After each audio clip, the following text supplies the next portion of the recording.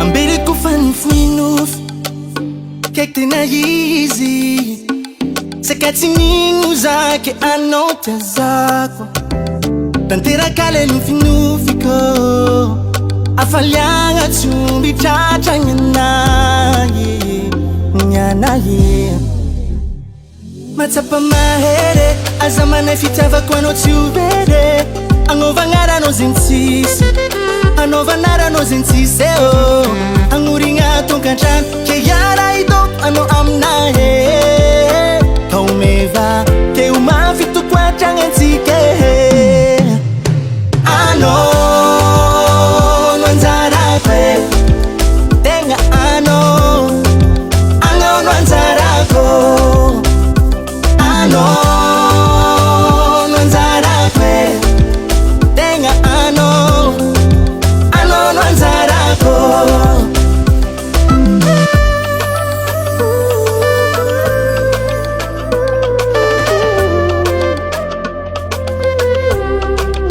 ny fiteny hoe tia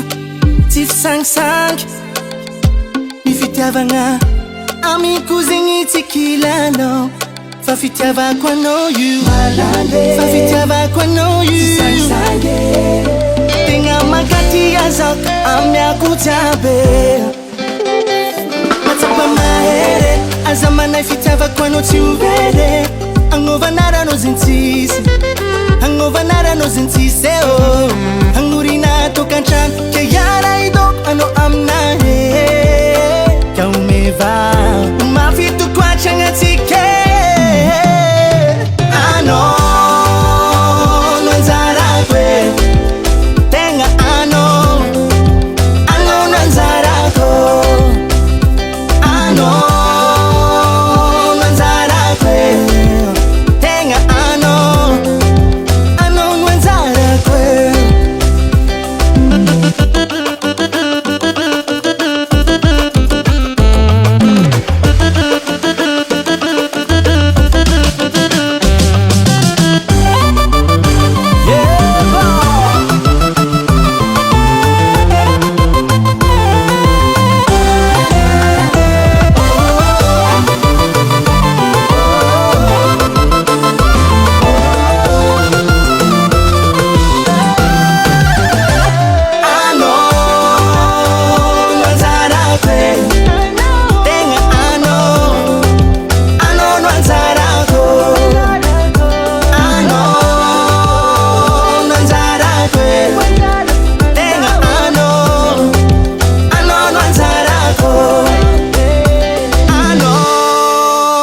Davart Recall.